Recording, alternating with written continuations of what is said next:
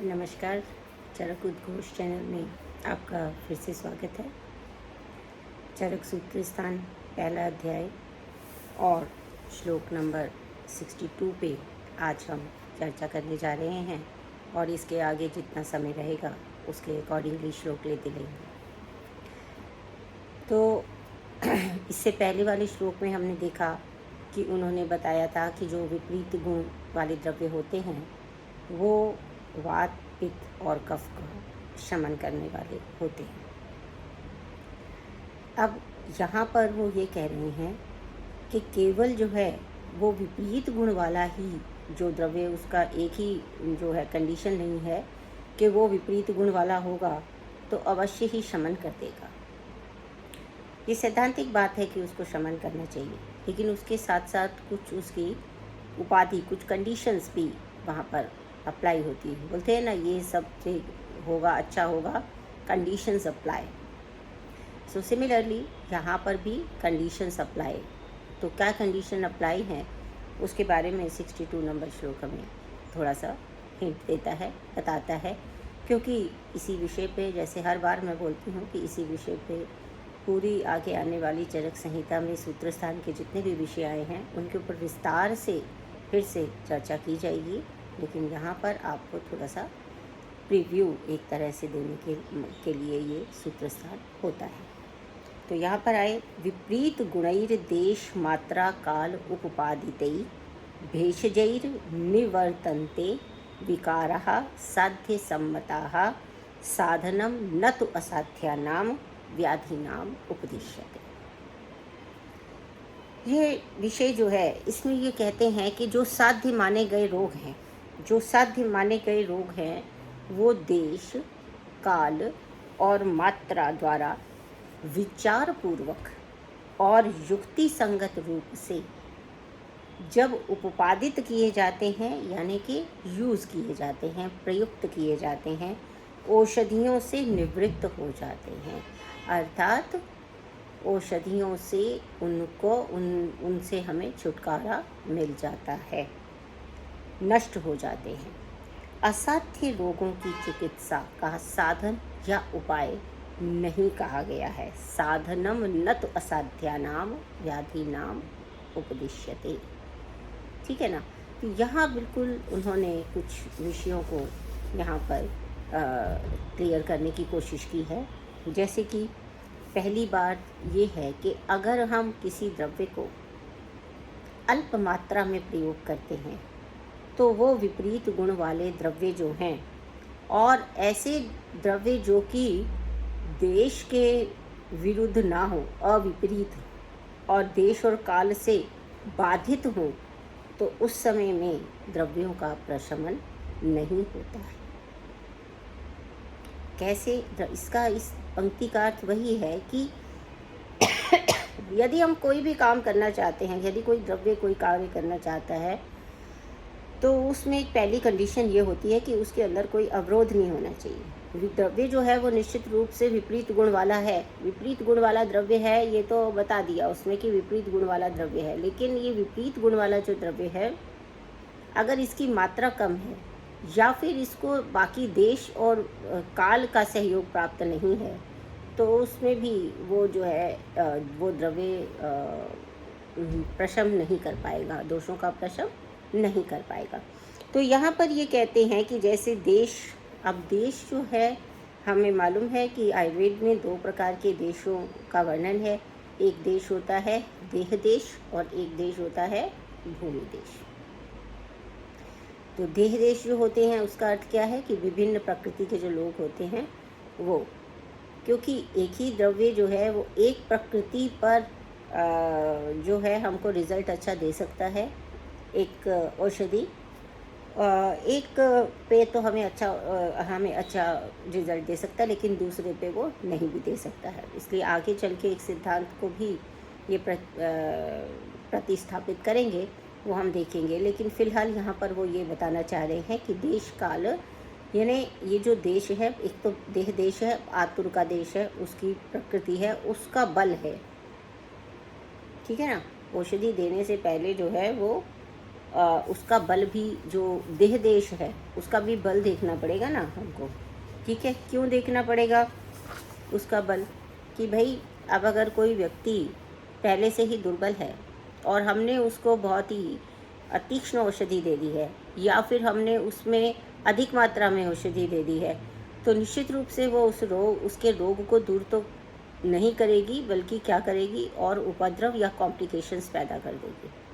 इसलिए हमने देखा है, अगर हम मॉडर्न भी देखते हैं, अब जो औषधियों की जो हमने देखी है कि औषधियों का मात्रा निर्धारण वो किस तरीके से करते हैं, तो उसमें वो मात्रा निर्धारण किया गया है कि भाई इतने केजी पर इतने मिलीग्राम पर केजी ऑफ वेट। तो इस तरीके से ये जो मात्रा का निर्धारण किया जाता है, ये देश देश के हिसाब से किया जाता है। तो देश देश जो है वो आतुर देश है। अब दूसरा होता है हमारा जो भूमि देश। भूमि देश जो हैं वो कितने प्रकार के थे? वो 3 प्रकार के होते हैं, हम सब जानते हैं। एक जांगल प्रदेश है वात प्रधान, आनु प्रदेश है कफ प्रधान, साधारण जो देश है वो तीनों के समता वाला प्रदेश। तो यहाँ पर जो ये औषधि है, इसकी जो मात्रा है, इसका जो निर्धारण है, इसकी जो युक्तियुक्तता है, वो कब समझ में आएगी? जब हम इन दोनों देशों को समझते हुए औषधि का कैसा प्रयोग करना है, युक्ति सम्मत प्रयोग करना है। तो विपरीत गुणई द्रव्यई मात्रा, देश जो है इसमें देश, मात्रा, काल, उपपादते। अब काल होता है, जैसे काल में भी एक तो काल होता है जो हमारा ये नित्य काल चल रहा है, यानी कि ये जो हमारे नित्य काल में क्या क्या चलता है, नित्य काल में चल रहा है, जैसे सर्दी गर्मी, ये सब, मतलब सर्दी गर्मी नहीं, जब ऋतु है जो हमने आयुर्वेद में मानी है कि वसंत ऋतु है, कि ग्रीष्म ऋतु है, शिशिर ऋतु है, शरद ऋतु है, ये सब उसके अकॉर्डिंगली भी हमको जो है मात्रा का निर्धारण करना पड़ता है। तो एक तो काल वो है, और दूसरा जो काल है वो क्या है कि बाल्य आदि अवस्था, क्योंकि बालक की जो औषधि दी जाएगी उसकी मात्रा कैसी होगी? कम होगी। और जो वही औषधि यदि हमें किसी एडल्ट को देनी है, बड़े को देनी है, तो उसकी मात्रा क्या होगी? ज़्यादा होगी। वृद्ध को देनी है तो पुनः वो कम होगी, बच्चे से ज़्यादा होगी लेकिन युवावस्था से कम होगी। तो यहाँ पर क्या है कि ये जो काल है इसको भी आतुर अवस्था काल है। इसके अलावा अगर हम देखेंगे तो रोग के भी काल, रोग के भी अवस्था काल है। अभी मान लीजिए कि अगर कोई जो रोग है वो नवीन ही है, तो उसमें भी विपरीत गुण जो द्रव्य हैं वो हमें अलग प्रकार से उसका युक्तिपूर्वक प्रयोग करना होगा। और अगर वो उसको चिरकारी हो गई है, पुरानी हो गई है, तो वो काल के हिसाब से है ना, कि वो अभी नवीन है या पुरान है, तो ये काल के हिसाब से है। तो काल के हिसाब से भी हमें जो है वो औषधि की मात्रा आदि का निर्धारण करना पड़ता है ना, तभी वो युक्ति संगत प्रयोग कहलाएगा, है ना। हर चीज़ में हमको जो है वो एक युक्ति लगानी पड़ती है, ठीक है ना। तो यहाँ पर उन्होंने कहा कि विपरीत गुणई देश मात्रा काल उत्पादतई भेषजई विनिवर्तन्ते विकाराः साध्य सम्मताः। अब उपपादितई, उपपादित का जो मतलब है वो एक सिंपल तो मतलब है प्रयुक्त होता है, लेकिन उपपादित ये भी होता है कि जो वैद्य की जो कल्पनाकृत द्रव्यों द्वारा उपपादन एक्चुअली क्या होता है, जैसे डिराइवेशन होती थी, हम जो फिजिक्स में थ्योरम्स करते थे, डिराइव करते थे ना उसको, फार्मूला को, तो वो जो डिराइवेशन है वो उपपादिता है। यानी कि जब जो वैद्य है, वैद्य को प्रधान माना गया है भिषक चतुष्टय में, तो जो वैद्य है वो वैद्य जिस प्रकार से औषध द्रव्यों की कल्पना करता है वो उपपादित ही है, ठीक है ना। प्रक्रिया है उपपादन, एक प्रकार से कल्पना करता है का क्या अर्थ हुआ? कल्पना करने का अर्थ ये है कि उसको कब उसका स्वरस चाहिए, कब वो क्वाथ चाहिए, कब वो अवलेह चाहिए, कब चूर्ण चाहिए, कब जो है उसका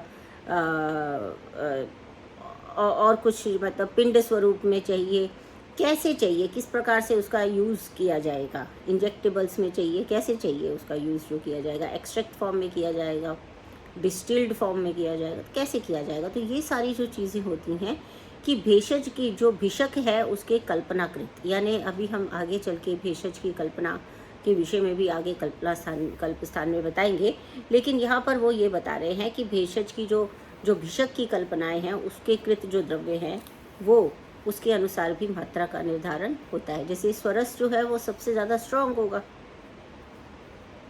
तो इसलिए उसकी मात्रा कम होगी। जो उसका एक्टिव प्रिंसिपल निकाल के एक्सट्रैक्ट निकाला जाएगा, डिस्टिल्ड जैसे क्वाथ बना के, और फिर उसको डिस्टिलेशन जो है प्रोडक्ट को कलेक्ट किया जाएगा, डिस्टिल्ड प्रोडक्ट को कैच किया जाएगा, तो उससे भी ज़्यादा स्ट्रांग होगा, तो उसकी मात्रा और कम होगी। तो इस तरह से जो भिषक के द्वारा कल्पनाएं की जाती हैं उसके अनुसार में भी जो मात्रा का निर्धारण किया जाता है, ठीक है ना। तो देश काल मात्रा उत्पादते भेषजई विनिवर्तन्ते विकारा। अब विकारों से जो है निवृत्त हो जाना, ठीक है, उस विकारों से छुटकारा पा जाने का काम होता है। लेकिन कौन सी व्याधियों का होता है? साध्य सम्मताः, साध्य सम्मत व्याधियों का ही ये सब देखने के बाद जो साध्य व्याधि है उसी का निराकरण होगा। क्योंकि उन्होंने क्या कहा कि भेषजम साधनम न तो असाध्या नाम व्याधि नाम उपदिश्यते। देखिए ये बहुत ही एक बात है गहरी, कि इसमें ये बताना चाह रहे हैं कि ये जितने भी साधन बताए गए हैं ये सारे के सारे साधन किसके लिए बताए गए हैं? ये सभी के सभी साधन जो हैं वो बताए गए हैं साध्य व्याधियों के। और सम्मत का अर्थ ये हुआ कि बुद्धिमान व्यक्तियों द्वारा जो जिसे साध्य कहा गया हो। अभी आप देखते हैं कि जितने भी छद्मचर वैद्य हैं या फिर जो ढोंगी वैद्य होते हैं या डॉक्टर्स होते हैं, क्वैक होते हैं, उनको ज़्यादा पूरी नॉलेज नहीं होती, तो वो क्या कहते हैं? मेरे पास आओ, मैं तुम्हारी सारी व्याधियों को मूल से नष्ट कर दूंगा। ऐसे बहुत सारे दावे करने वाले लोग जो हैं, असाध्य से असाध्य व्याधि को मैं चिकित्सा से दूर कर दूंगा, ये तो आता है। तो वो कह रहे हैं साध्य सम्मता, यानी कि जिसको बुद्धिमान व्यक्तियों ने साध्य कहा हो। अब कई लोग ऐसे हैं जो कि जिनको कि कुछ नहीं आता है और वो केवल ढोंग करते हैं, जिसको कि आयुर्वेद में छद्मचर वैद्य कहा है। यानी कि वो वैद्य का भेष बना के तो रहते हैं, अपना स्टेथोस्कोप टांगेंगे, वाइट कोट टांगेंगे और बहुत बड़ी बड़ी बातें करेंगे, तो उस तरीके से वो बिहेवियर वाइज वो ऐसे दिखाएंगे कि वो बहुत बड़े वैद्य या डॉक्टर हैं और उनको सब चीज़ों का इलाज के बारे में पता है। ऐसे लोगों के जो जिसको साध्य कहते हैं उसकी कोई वैल्यू नहीं है। किसकी वैल्यू है? जो बुद्धिमान व्यक्तियों द्वारा जो शास्त्र सम्मत हो, जो शास्त्र में साध्य कही गई हो, उस व्याधि की चिकित्सा के साधन बताए गए हैं। भेषजम न साधनम न तो असाध्या नाम व्याधि नाम उपदिश्यते। जो असाध्य होती है व्याधि, तो हम तो अभी देखते हैं, हाँ, बहुत सारे स्टूडेंट्स के मन में ये प्रश्न आते हैं कि हम तो अभी देखते हैं कि बड़ी सारी व्याधियाँ जो पहले असाध्य कही गई थी उनकी भी हम ट्रीटमेंट देख रहे हैं अभी। तो उन्होंने तो, आपने तो कहा था कि वो आप तो है और कुछ गलत ही नहीं कहते, तो फिर ये कैसे हो गया? तो उसका उत्तर ये है कि बात ये है कि असाध्य जो है वो होती क्यों है, व्याधि जो है क्यों असाध्य हो गई है? क्योंकि हमारे पास उसको सिद्ध करने के लिए कोई उपाय नहीं है। साधनम ना तो असाध्या नाम, असाध्य हुई इसलिए है कि साधन नहीं है हमारे पास। यदि हमें साधन ही मिल जाएगा तो वो असाध्य क्यों रहेगी? फिर हम उस उपाय से उसको ठीक नहीं कर लेंगे। असाध्य है ही इसलिए कि उसके लिए कोई साधन हमको नहीं मिलता है। अभी आप देखेंगे अभी जो बच्चे बड़े शहरों में रह रहे हैं वो ठीक है, लेकिन कुछ अभी भी बहुत सारे रिमोट एरियाज़ हैं हमारे देश में जहाँ की लोगों को जो है वो किसी भी मेडिकल हेल्थ केयर को अप्रोच करने के लिए कम से कम आधा पौना 1 घंटा लगता है, और उसमें भी कोई घोड़ा गाड़ी कोई बैलगाड़ी चाहिए होती है। और जो वहाँ पे लोग हैं वो इतने आर्थिक रूप से उतने ज़्यादा समृद्ध नहीं हैं, यानी कि उनके पास कोई रिचनेस नहीं है, कोई पैसे नहीं हैं, तो वो अफोर्ड नहीं कर सकते कि वो बैलगाड़ी का खर्चा उठाएं, फिर इतनी दूर जाएं, फिर उससे चिकित्सा कराएं, तो वो करा नहीं सकते। तो उसमें एक सिंपल साधारण सा भी ज्वर अगर है तो वो अचिकित्सित रह जाता है, यानी उसकी चिकित्सा नहीं की जाती है, तो और वो बढ़ते बढ़ते जो है वो टाइफाइड होके फिर इंटेस्टाइनल परफोरेशन होके वो मर जाता है। तो व्याधि तो असाध्य नहीं थी, व्याधि असाध्य नहीं थी, लेकिन साधन नहीं थे। तो इस बात का भी बड़ा महत्व है। एक तो व्याधि के साध्यता और असाध्यता के लक्षण हम पढ़ेंगे आगे। तो साध्यता असाध्यता तो होती है ना, लेकिन उसके साथ साथ साध्यता असाध्यता के साथ साथ साधनों का बड़ा महत्व है। और साधन यदि रोगी जो है कहीं से ला ही नहीं सकता साधन, तो फिर उसकी जो एक सामान्य सरल सी जो व्याधि है, जो सामान्य चीज़ों से भी ठीक हो सकती है, इवन आहार से भी ठीक हो सकती है, वो आहार भी खरीदने का उसके पास पैसा नहीं है। इस बात की कल्पना करना बहुत दुखद है, लेकिन ऐसा है, हम देखते हैं। इसलिए उन्होंने कहा, लेकिन यहाँ पर जो बात हो रही है कि साधनम ना तो असाध्य नाम व्याधि नाम उपदीक्षते, यहाँ पे जो बात हो रही है वो उन साधनों की हो रही है कि हमारे पास अभी तक इस पर्टिकुलर व्याधि का कोई भी ट्रीटमेंट अवेलेबल नहीं है, हम उसे अभी तक वो हमको ज्ञात नहीं है। तो इसलिए ये जितना भी व्याख्यान, ये जितनी भी भेषज कही गई है, जितनी भी युक्तियाँ लगाई गई हैं, ये सारी किसके लिए हैं? जो साध्य हैं, असाध्य के लिए नहीं है। फिर आगे जो है हमने एक और भी प्रकरण आएगा इसी में ही कि अरिष्ट लक्षण होते हैं। तो कहीं कहीं पे जो है चरक संहिता में तो यही आया है कि भाई अगर अरिष्ट लक्षण उत्पन्न हो जाते हैं तो व्याधि निश्चित है, या फिर कोई भी जो मृत्यु है वो बिना अरिष्ट लक्षणों के नहीं हो सकती। अरिष्ट लक्षण वो होते हैं जो निश्चित रूप से जो मृत्यु सूचक लक्षण होते हैं किसी भी व्याधि के, कि इसके पश्चात मरना ही है और कोई रास्ता नहीं बचा है।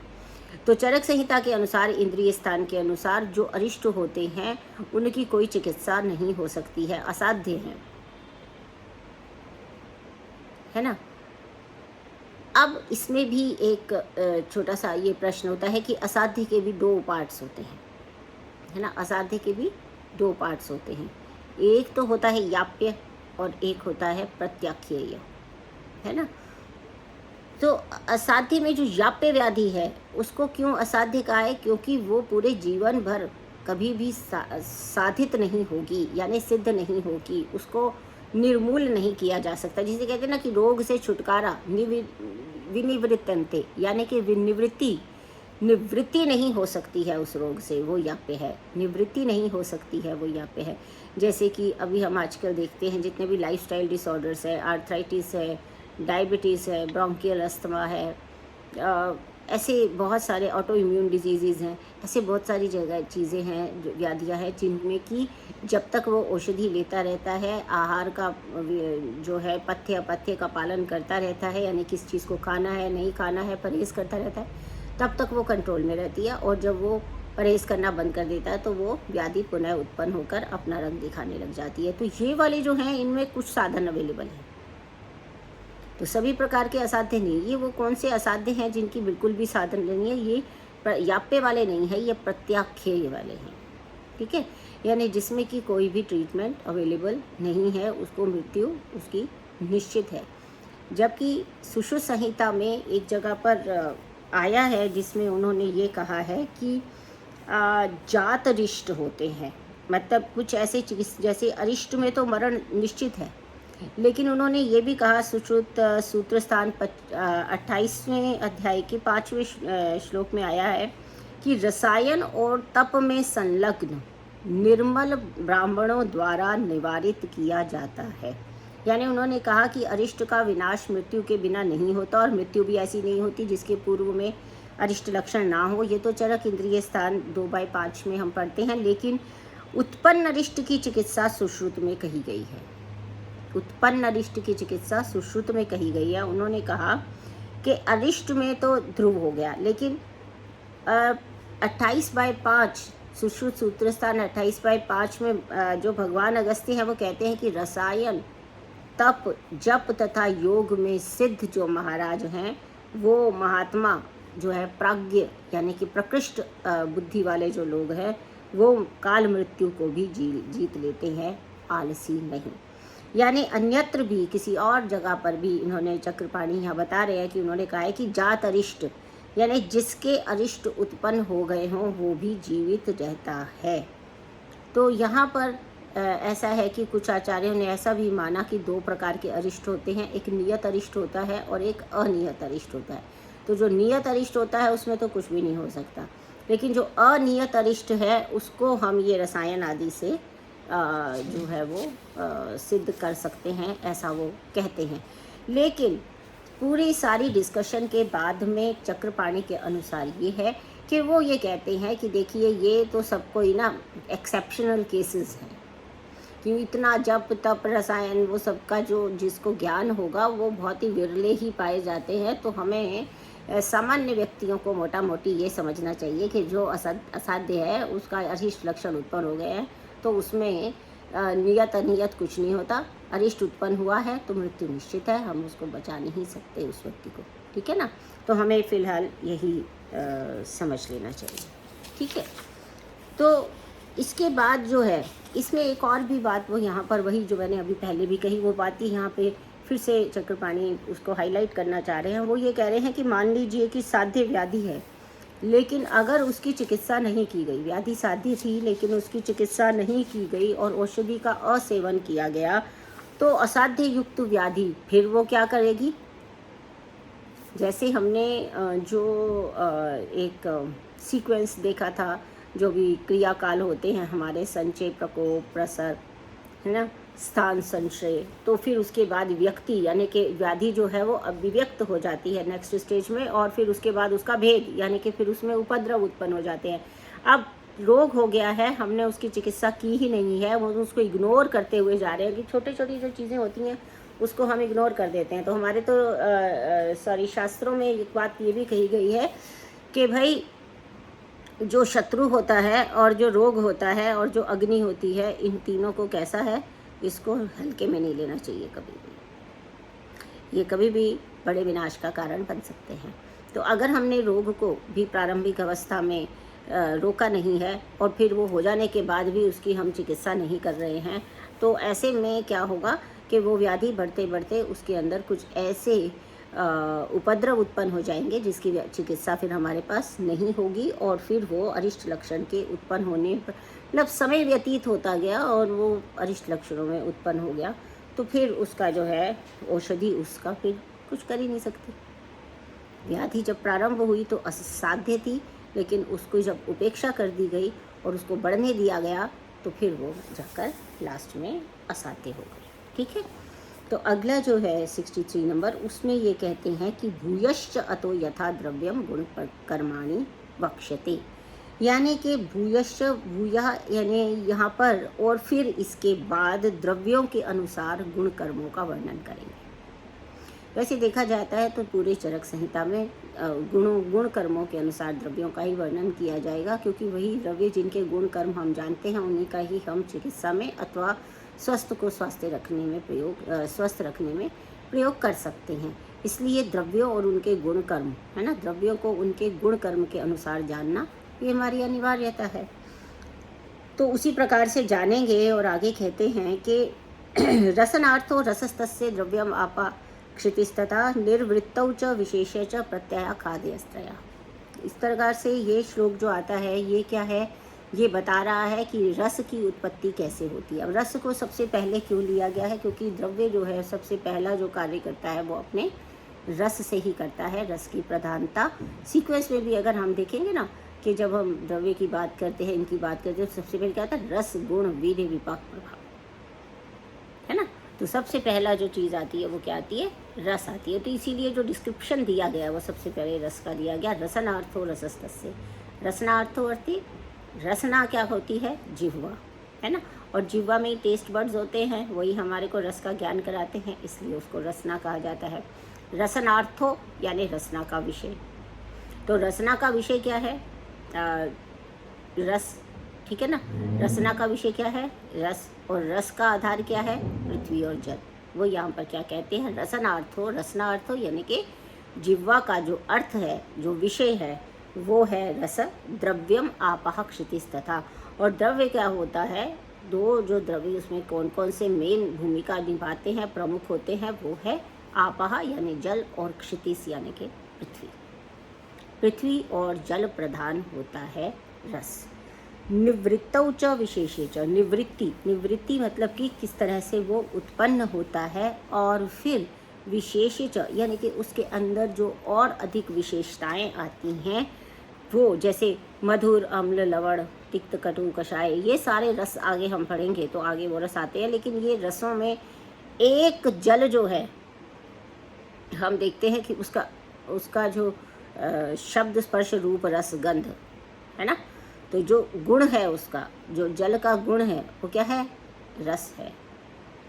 और जल कैसा माना जाता है? अव्यक्त रस, है ना, अव्यक्त रस। अगर सामान्य जो शुद्ध जल होगा उसका कोई रस नहीं होता, अव्यक्त रस होता है, क्योंकि उसमें किसी प्रकार की मिलावट हो जाती है तभी उसका कोई रस होता है, अदरवाइज वो अव्यक्त होता है।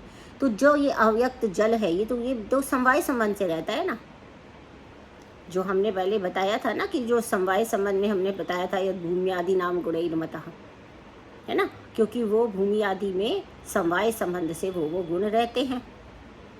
तो पृथ्वी में जैसे गंध रहती है, ऐसे ही जल महाभूत में रस रहता है। तो ये जो है, ये तो समवाय संबंध से रहते हैं। लेकिन इसमें, इस अव्यक्त रस में जो निवृत्ति यानी उत्पन्न तो हुए, सारे रसों का अधिष्ठान यही रहेगा, लेकिन जो इसकी विशेषताएं रहेंगी, यानी विशेषता कैसी, कि ये मधुर है, कि अम्ल है, कि लवण है, कि तिक्त है, कटु है, कषाय है, ये विशेषताएं कहाँ से आएंगी? इसके लिए जो 3 महाभूत कार्य करते हैं वो क्या है? खादयस्त्रयः, यानी आकाश, वायु और अग्नि। खादय 3, जो खादय 3 है वो आकाश, वायु और आकाश, वायु हैं और अग्नि है, जिसकी वजह से ये विशेषताओं को प्राप्त होती हैं। ठीक है, तो ये है हमारा 64 नंबर जो श्लोक है। क्योंकि जल में ही रस की अभिव्यक्ति होती है, तो रस जो है वो जलीय ही है। सुश्रुत सूत्र स्थान 42/3 में भी यही कहा गया है। और पृथ्वी तो जल के ही रस से संगति करती हुई, संपर्क करती हुई रसवती कहलाती है। ठीक है ना, जल का जब तक संबंध नहीं होता तब तक वो रसवान नहीं हो सकती है। क्योंकि पृथ्वी तक पहुँचते पहुँचते, जैसे पहले भी हमने एक जो सिद्धांत पढ़ा था न्याय दर्शन का 3/1/60, विष्टम ही अपरंपरेण, यानी कि जो ब्रह्मानिश्चय ही एक महाभूत जो है वो दूसरे महाभूत से आविष्ट यानी प्रविष्ट होता है, जिसको कि पंचीकरण या पंचीकृत भी कहा जाता है। ये आपको पहले भी बताया था एक बार, और हम जैसे सबसे पहले आकाश था, फिर शब्द और स्पर्श मिलके जो वायु हुई, फिर शब्द स्पर्श रूप बन के अग्नि, फिर शब्द स्पर्श रूप रस बन के जल, और फिर शब्द स्पर्श रूप रस और फिर गंध से पृथ्वी। तो इस प्रकार से पृथ्वी जो है वो जल से आ रही है। ठीक है ना, तो ये हम ऑलरेडी कर चुके हैं। इसके बाद जैसे वो कह रहा है कि विशेषे च, इसमें क्या है? जल जैसे मान लीजिए वो आकाश में से जो गिरता हुआ जल होता है वो तो अव्यक्त रस वाला है। देखिए, जब वो भूमि पर गिरता है तो वो डिफरेंट जगहों पे जाता है, पंच महाभूतों के गुणों से युक्त होकर वो क्या करता है? मनुष्य, पशु, पक्षी आदि सब में, और स्थावर, पेड़ पौधों में, और मूर्तिमंत स्वरूप में सबको तृप्त करता है। ठीक है, तो इन मूर्तिमंत में 6 ही रस जो हैं वो हमारे मतलब मैनिफेस्ट होते हैं, प्रबुद्ध होते हैं, जिसका कि हम ज्ञान अभिव्यक्त होते हैं, जिसका कि ज्ञान हम कर सकते हैं। वो 6 ही रस है, और वो 6 रस कौन से बताए हैं यहाँ पर? स्वादुरम्लो अथ लवणः कटुकस्तिक्त एव च कषायश्च इति षट्कोऽयं रसा नाम संग्रह स्मृतः। रसों का जो संग्रह है, उस संग्रह करके उन्होंने बता दिया कि च इति स्वादु, अम्ल, लवण, कटु, तिक्त, कषाय, कटुक, तिक्त, कषायश्च इति। इस तरह से इति यानी कि 7 रस नहीं होते हैं, 6 ही रस होते हैं। इसके ऊपर एम्फेसाइज करने के लिए, इसके ऊपर जोर देने के लिए उन्होंने कहा। और षटक दोबारा बताया, 6 बताए थे, फिर कहा षटको अयम, 6 ही हैं, च से भी इसके ऊपर बल दिया, और 6 ही हैं, षटको अयम संख्या बताकर भी इस पे बल दिया कि 6 ही होते हैं। अर्थ संग्रह से मतलब बाकी जो कुछ लोग जो हैं वो और अधिक रसों के बारे में बताते हैं, तो उनको सबका खंडन करते हुए रसभेदी अध्याय में हम देखेंगे कि कुछ जो आचार्य हैं वो 7 रस 8 रस भी बताते हैं, या 1 रस भी बताते हैं। तो उन सब के विषय में हम तब वहाँ पर जाकर चर्चा करेंगे। तो अभी हम जो लास्ट श्लोक इस आज की कक्षा का है वो क्या है, 66 नंबर श्लोक है, जिसको कि आप पहले से अच्छे से जानते हैं, फिर भी हम यहाँ बताएंगे। स्वादो अम्ल लवण वायु कषाय स्वादु तिक्तकः जयन्ति पित्तम श्लेष्माणम कषाय कटु तिक्तकः। इसमें क्या है, रसों का संबंध जो है वो दोषों के साथ में किया गया है कि मधुर, अम्ल और लवण ये वात को, कषाय स्वादु और तिक्त यानी कषाय मधुर और तिक्त ये पित्त को, और कषाय कटु और तिक्त जो है वो श्लेष्मा को जयंती अर्थात विजय करते हैं, अर्थात इनका शमन करते हैं, इनकी अगर वृद्धि हो जाए तो उसका नाश करते हैं। तो ये रसों की दोष प्रकोपता को कहते हैं। ठीक है, तो ये जो श्लोक है इसके विषय में हम थोड़ा सा और डिटेल में नेक्स्ट व्याख्यान में करूंगी मैं, और उसके साथ ही हम नेक्स्ट जो किंचित दोष प्रशमन वाला 67 नंबर श्लोक है उस पर भी हम चर्चा करेंगे। इसका डिटेल मैं आज इसलिए नहीं बता रही क्योंकि इसका डिटेल नेक्स्ट श्लोक के भूमिका की तरह है। इस तरह हम पहले उस भूमिका को क्लियर करते हुए अगली क्लास में हम इस श्लोक नंबर 67 पर चर्चा करेंगे। तब तक के लिए बहुत बहुत धन्यवाद, और आप सभी लोग चरक संहिता को पढ़ते रहिए। इससे सुंदर पुस्तक और कोई भी नहीं है, और इसको पढ़ लेने से, इसका ज्ञान होने से हम आयुर्वेद को बहुत अच्छे से समझ सकते हैं। आप सभी का धन्यवाद। नमस्कार।